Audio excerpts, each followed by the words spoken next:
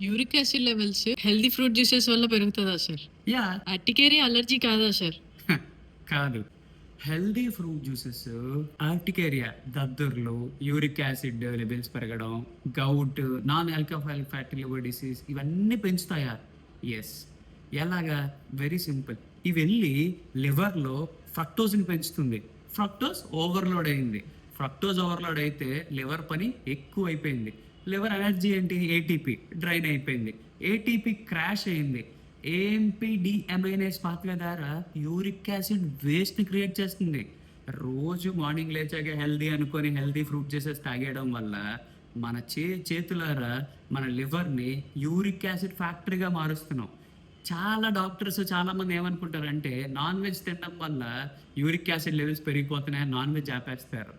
కానీ వాళ్ళకి లెవెల్స్ ఎక్కువ ఉంటాయి. రీజన్ ఇది. సో ఇలా అవ్వడం వల్ల లివర్ యాంగర్ కెమికల్స్‌ని పెంచేస్తుంది. IL-6, TNF ఆల్ఫా ఇవన్నీ.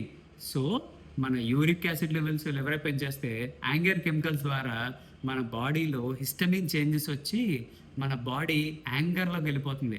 ఎలా అయితే నువ్వు యాంగర్‌లో ఉంటావో, ఎవరు చిన్నగా కదిలిచ్చినా కోపం వస్తదో, ఇన్ ద సేమ్ వే నీ బాడీ కూడా slightest trigger dust, stress, cold, urticaria పెద్ద పెద్ద వీల్స్, దద్దుర్లు వచ్చేసి ఎప్పటికీ తగ్గదు. సో నీ పర్స్పెక్టివ్ మారిందనుకుంటే స్టేటస్ పెట్టి ఈ రీల్‌ని నీ ఫ్రెండ్‌కి షేర్ చేయి. Thank you.